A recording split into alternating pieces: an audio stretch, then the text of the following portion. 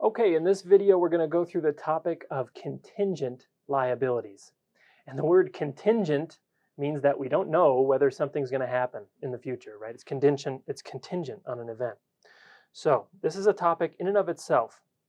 A contingent liability is a loss that may occur in the future. So the major question here is, should we record contingent liabilities on our balance sheet? There might be some loss you might incur in the future. Should you credit a liability account on your balance sheet to warn investors about that possible loss or not? And so let me go through the criteria that are involved in determining whether to record that liability. And first, I'll just tell you some examples of contingent liabilities. And the main example, the easiest example to talk about, is a lawsuit. So somebody is suing our company, for example, and we may lose the lawsuit. And if we do lose the lawsuit, we'll have to pay some sort of a settlement. And so that is a contingent liability because we don't know if we're going to lose the lawsuit. And if we do, we don't know how much we'll pay. So we go through these criteria to determine whether we have to record a liability. That's similar for warranties. So we warranty our products. Earnouts, so if we buy someone else's company and we want them to continue working and earn their way out, that's a contingent liability, depending on whether they earn the payment or not. And indemnification agreements, so certain executives are indemnified for losses that they incur, and the company has to consider whether they should accrue for those losses. Okay, now let's talk about the rules. The main rule, you record, so as a company, there's a contingent liability out there, right? You think about the situation and you have to record the liability if it is probable and reasonably estimable. And these are key terms. Is the loss probable and is the loss reasonably estimable? Probable means it's likely to occur. Reasonably estimable means I know what number to use in the journal entry, right? If I'm crediting a liability, I need to know what number to use. Otherwise, I can't record the liability. So the loss has to be reasonably estimable. If it's only reasonably possible, so it's not probable, it's just reasonably possible, which is, a lower likelihood than probable, I guess, then you don't have to credit a liability account in that case. All you need to do is disclose about the situation in the footnotes to the financial statements. So investors can't read the balance sheet and learn about this issue because you haven't credited a liability account. But there will be disclosure about the situation in the footnotes of the financial statements if you judge that it's only reasonably possible. If the probability of the loss occurring is only remote, then you just don't need to disclose anything, and investors don't need to be made aware of losses that have remote probabilities. And if you want to pause the video and read these definitions more carefully, you can go ahead and do that. Okay, now let's go through some examples here. So the first example is the easy example, right? It's a lawsuit. And this lawsuit has to do with Equifax, the breach that Equifax had of some of their data. And it seems like, so whatever this graphic, wherever I got this graphic from, is claiming that Equifax lost 143 million Americans' personal data to a breach, including names, addresses, and social security numbers. So obviously, that is a no-no. Equifax should not have lost all of our data. And the question that Equifax accountants have to ask themselves is, okay, we likely are going to be sued as a result of this loss, but should we record a liability? And here I've already highlighted some of the key terms. But on June 30th, 2018, here's what they disclosed in their footnote.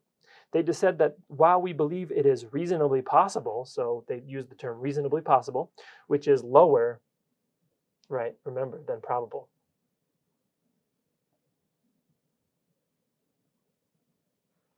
So reasonably possible is lower than probable, but it is reasonably possible that they'll incur a loss associated with these proceedings, which are lawsuits and investigations, which is a government, regulator imposing some sort of investigation with possible penalties.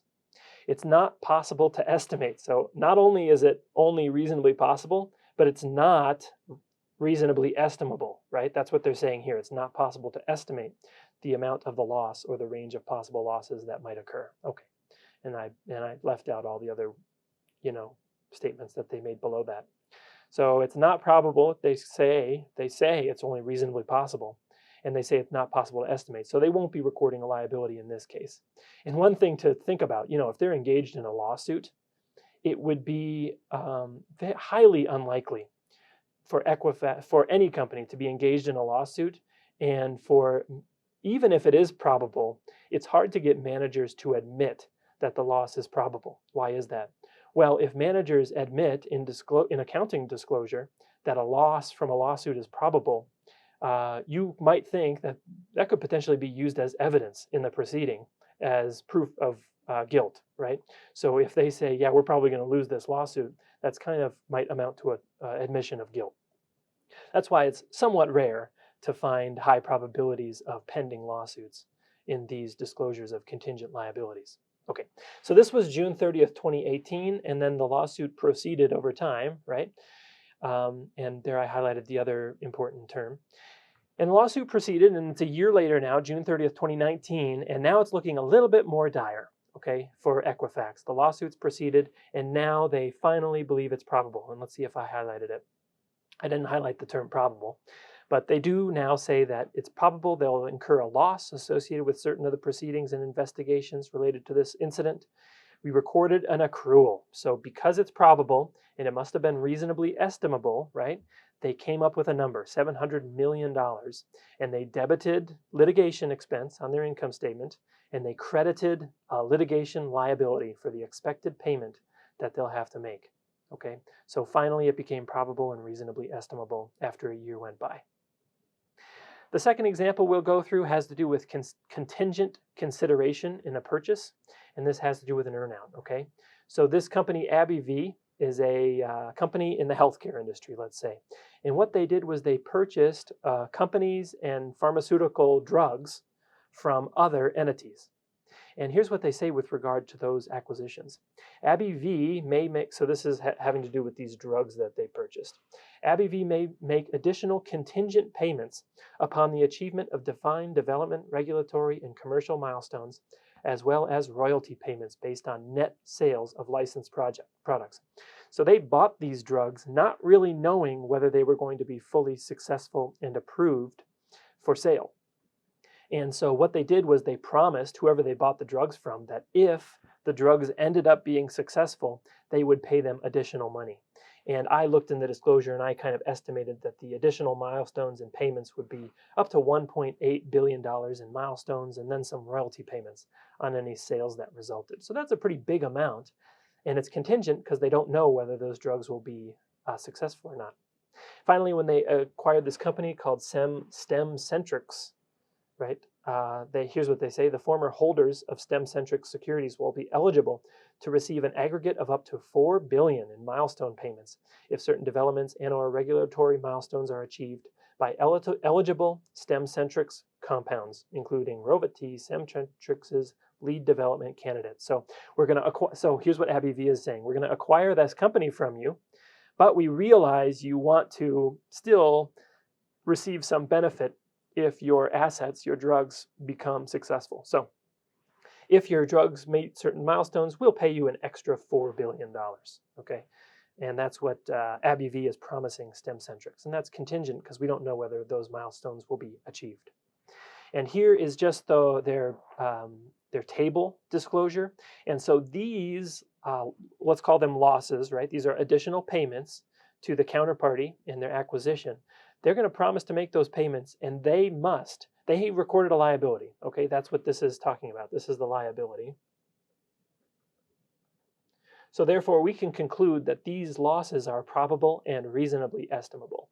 And so in 2016, when they made these acquisitions, they estimated the future payments, and they're calling it additions to the liability, right? This was a credit to the liability of $3.9 billion. That's what they were estimating as the value of that liability at first.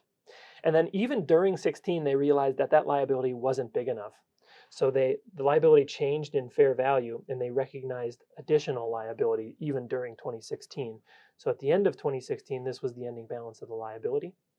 Then at the beginning of 2017, that carries over. And actually they said, well, okay, these drugs, probably what they said is these drugs are doing very well and they're achieving milestones. So actually the value of this liability continues to increase. And some of those milestones must have been met because they're reducing the liability here after making some of those payments. So remember, when you record more liability, this 626, that's going to be a debit to expense on the income statement and a credit to the liability to increase the liability. When they make payments, it's going to be a credit to cash, right? Because they're actually making payments, and a debit to the liability. So they're actually reducing the liability. And this column here basically serves as the T account for this liability, right? With additions on the credit side and subtractions on the debit side. And then this ending balance for 2017 carries over to 2018. They recorded a bit more liability and they made some more milestone payments. And here's where they were with the liability at the end of 2018. So here's how they're tracking that contingent liability over time, continually updating their estimates and always asking themselves, is this probable and reasonably estimable?